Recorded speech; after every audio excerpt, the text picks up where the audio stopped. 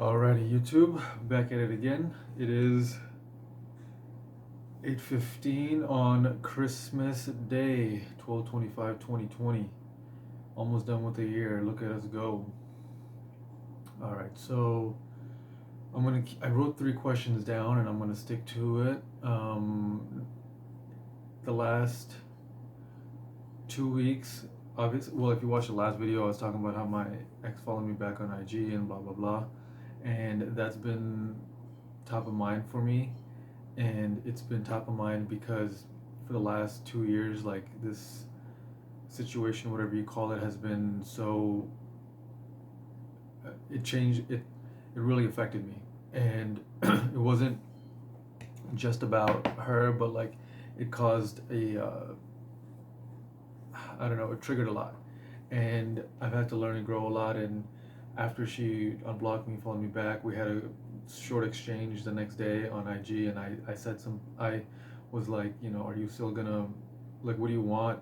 Because you kind of just like left me and you blocked me and blah blah blah. And then I brought up some things, and she wrote out two big essays, and already I could tell from there that she hasn't changed much, and I have changed a lot. And I don't want to make too much of a quick leap in saying that she hasn't changed, but for lack of a better term, she hasn't. And then I thought about all these emotions came up from the events leading up to us not talking anymore. A lot of things came up regarding the people she started seeing, excuse me, afterwards. One of them was a friend of mine and now an ex-friend, and all these other things. So like inside of me, like I've just been in a roller coaster of emotions. And then the last day or so, maybe 2 days, things really calmed down when I realized I don't actually really need her, and I don't know what is in store for us in the future. And that's kind of what the questions are. So I put 3 questions. I wrote it right here on my whiteboard. What did it feel like when we reconnected? What will be the outcome? Best case moving forward? And what will it take for me to let go?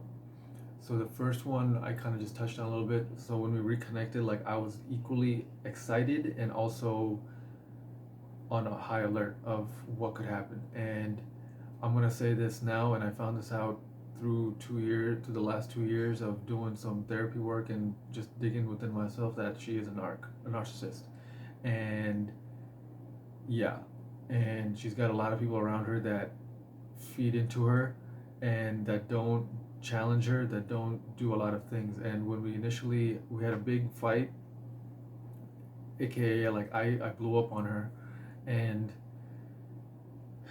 from that moment on, it's like something changed inside me. And like I blew up on her because I just got fed up of the way I was being treated, and I had to stand up for myself. And I just literally just came down to me standing up for myself and like walking away with some form of dignity and self-respect, because I was just being pushed around and pushed around, and I was like, no more. And I wanted to convey that a little bit through the text we were having back and forth, but that wasn't the time or place.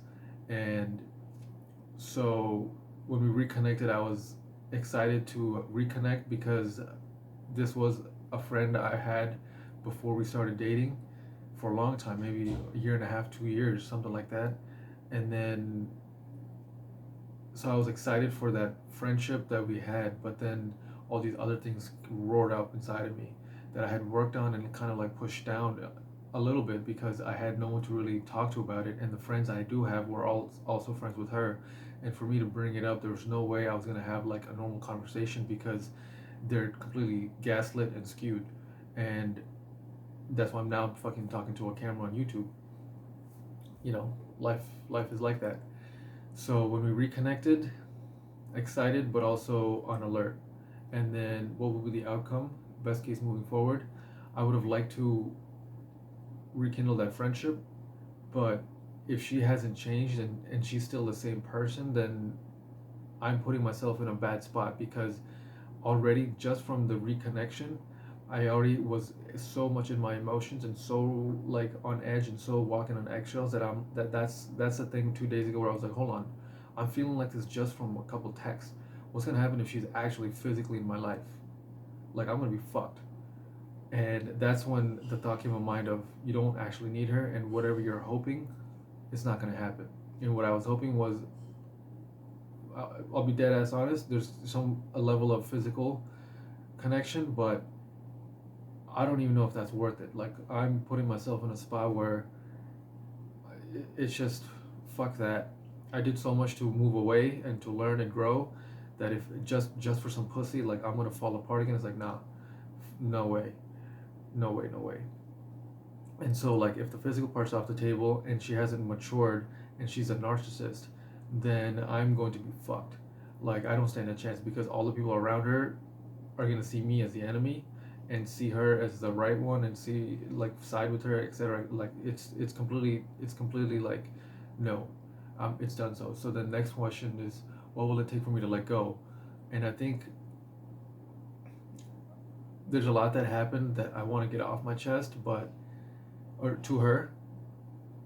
And if I can't have honest conversation with her, like one on one, like face to face, and not over the phone, because I hate that she doesn't reply back quickly, she doesn't communicate efficiently, and there's always an excuse. There's always a fucking excuse. And if I can't physically one on one talk to her, then we're never gonna get to a point where there's a real conversation. And what I hated was that the initial breakup, she just cut me off across social media and just blocked me everywhere, yada yada, and then it just destroyed me emotionally. I was just wrecked, and it put me in a really bad place. And I was going through a really tough time. I had people in my life that died. I had people in my life that were close to dying, and I myself was in a bad place financially and spiritually and the whole 9 yards. Like I can tell you my sob story, but who cares, really? So to let go, like I just want to get. What I needed then was closure, and I never got it. And it's been 2 years, and I worked through emotions, and I worked through so much, and like I think to let go, I'm just gonna have to do it, and I'm just gonna have to move on, because I don't know what else there is. Like what else can I do if I can't have an honest conversation with someone, and if they haven't changed, then I'm just walking into a death trap.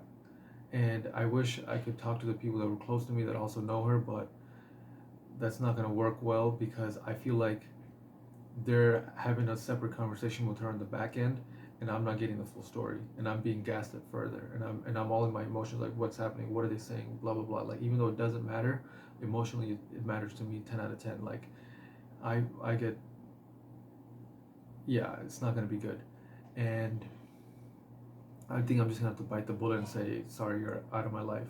Like I want to make the effort of saying, hey, can we talk face to face? Maybe we can start with a video call and then go meet up in person. But if I find that she isn't willing to meet me halfway and communicate with me the way I need to be communicated with, then see you later. And it hurts me to say that because the old me would have just I would have been making this video about how I need to change, how I need to do better, blah blah blah. But now I realize like I can't bend over backwards for someone, and I can't be in fear of someone. And the last 2 weeks were indicative of I've changed, but I'm also on the fence of moving past who I was and becoming a new person. So I'm like right at the edge. And if I go back to her, I'm fucked. But the caveat is if she has developed and she's not the same person, then the situation's changed and we're not who we were. But if it's just me that's moved on and not her, then I'm gonna get fall back to her. Like you're gonna fall to the level of competition. All that being said, I maybe I I have to do what's right for me, and no matter how much it hurts, I have to do it. And no matter who leaves my life, I have to do it. And no matter how much it hurts, I have to do it because if I don't do it, no one else will. And a lot of these other people are just gonna keep doing what they're doing, and see they're not gonna see my side of things. They'll hear it, but they won't understand. And that also breaks my heart because when I look through my list of friends, I'm like, I guess I'm gonna lose a lot of people because this shit's it's hurting me a lot.